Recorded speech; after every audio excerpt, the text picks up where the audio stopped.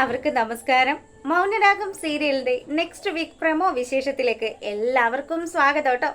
അതിനു മുന്നേ നിങ്ങൾ ആരെങ്കിലുമൊക്കെ ആദ്യമായിട്ടാണ് നമ്മുടെ ഈ ഒരു ചാനൽ കാണുന്നതെങ്കിൽ നിങ്ങൾക്ക് ഇഷ്ടപ്പെട്ട് കഴിഞ്ഞാൽ ഇപ്പം തന്നെ ഒന്ന് ലൈക്ക് ചെയ്തേക്കണേ. സബ്സ്ക്രൈബ് ചെയ്ത് കാണാത്തവരൊക്കെ ഒന്ന് സബ്സ്ക്രൈബ് ചെയ്തോടെ സപ്പോർട്ട് ചെയ്തേക്കണം. അപ്പം നേരെ നമുക്ക് കിരണിൻ്റെയും കല്യാണിയുടെയും ഒക്കെ ഈ വരുന്നൊരാഴ്ചയിലെ ആ ഒരു ഗംഭീരമായിട്ടുള്ള കഥയിലേക്ക് പോയാലോ. അങ്ങനെ ദാ നമ്മുടെ മുത്തശ്ശി മുത്തശ്ശിയും അതുപോലെ പ്രകാശനും തമ്മിൽ വഴിയിൽ വെച്ച് കാണുക. അപ്പോൾ പ്രകാശൻ നമ്മുടെ മുത്തശ്ശിയുടെ അടുത്ത് പറഞ്ഞു, അമ്മേ ഞാനിപ്പോൾ ആ പഴയ പ്രകാശനൊന്നും അല്ല അമ്മ, എനിക്കൊരു വലിയ ആഗ്രഹമുണ്ട്. എന്താടാ, നിന്റെ അടവാണോ ഇതൊക്കെയെന്ന് മുത്തശ്ശി തിരിച്ചും ചോദിച്ചു.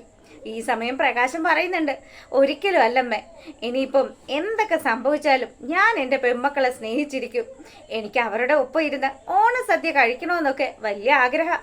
അമ്മയ്ക്കറിയാവോ, ഇന്നത്തെ ദിവസം ഞാൻ സ്വപ്നം കണ്ടതുപോലും ആ ഒരു കാര്യമായിരുന്നു. അറിയാം, നീ അവർക്ക് ചോറ് കൊടുക്കുന്നതിൽ വിഷം കൂടെ കലർത്തി കഴിഞ്ഞാൽ പിന്നെ നിന്റെ മകൻ ആഗ്രഹിക്കുന്ന കാര്യങ്ങളൊക്കെ നിനക്ക് നേടിയെടുക്കാൻ പറ്റുമല്ലോ എന്ന് മുത്തശ്ശി പ്രകാശനോട് പറഞ്ഞതും, അങ്ങനെയൊന്നും ഒരിക്കലും പറയല്ലേ അമ്മേ, ഞാൻ ആ പഴയ പ്രകാശനല്ലാന്ന് എത്ര തവണ അമ്മയോട് പറഞ്ഞു. അമ്മ, എനിക്കധികം ആയുസ്സൊന്നുമില്ല, പക്ഷേ ഇനിയുള്ള കാലമെങ്കിലും എനിക്ക് എൻ്റെ പെൺമക്കളെ സ്നേഹിച്ച് മുന്നോട്ട് പോകണമെന്നൊക്കെ ആഗ്രഹമുണ്ടെന്ന് കൂടി നമ്മുടെ പ്രകാശം പറഞ്ഞപ്പോൾ മുത്തശ്ശിയുടെ മനസ്സൊന്ന് അലിയാട്ടോ. ഇനിയെങ്ങാനും ഇവൻ പറയുന്നത് നേരാണെങ്കിലോ, അങ്ങനെയാണെങ്കിൽ തൻ്റെ മകനോട് താൻ ഇപ്പോൾ കാണിക്കുന്നത് ഒരല്പം കടന്ന കൈയല്ലേ എന്ന് മുത്തശ്ശി ആലോചിക്കുക. അങ്ങനെ നമ്മുടെ മുത്തശ്ശിയാണെങ്കിൽ പ്രകാശനെ സമാധാനിപ്പിച്ചു. നീ ഇപ്പം വിളിക്കുന്നത് ദൈവങ്ങളൊക്കെ നിനക്ക് തുണയായിട്ട് കൂടെ ഉണ്ടെങ്കിൽ ഉറപ്പായിട്ടും നീ ആഗ്രഹിക്കുന്ന കാര്യം തന്നെ നടക്കും. അങ്ങനെയാണെങ്കിൽ എല്ലാവർക്കും ഒരുമിച്ചിരുന്ന് ഒരു ദിവസം ഓണസദ്യ കഴിക്കാനും പറ്റുമെന്ന്.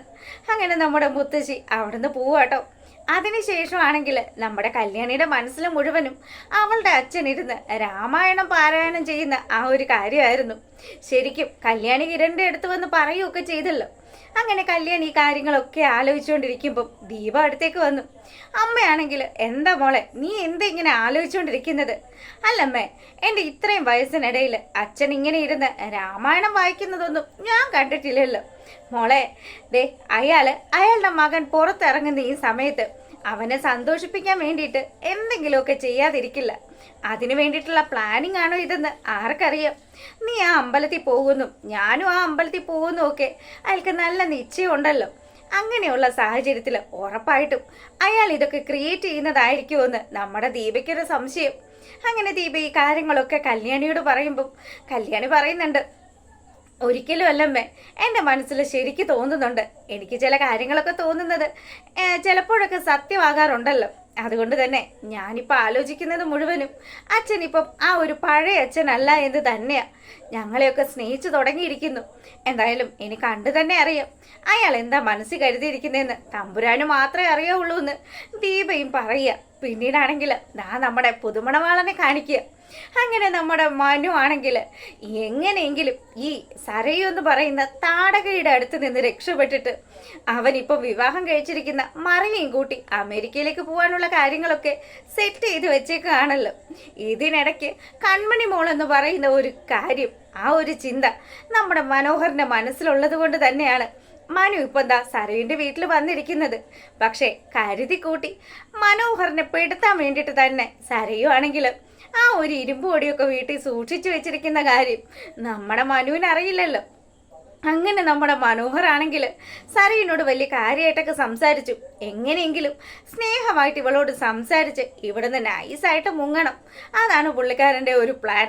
അങ്ങനെ ഇവനാണെങ്കിൽ എങ്ങനെയെങ്കിലും സരയും ഒന്ന് ഉറങ്ങിയതിന് ശേഷം മറിയെ വിളിച്ചൊന്ന് സംസാരിക്കണം. ഇന്ന് തങ്ങളുടെ ഫസ്റ്റ് നൈറ്റ് ആണല്ലോ.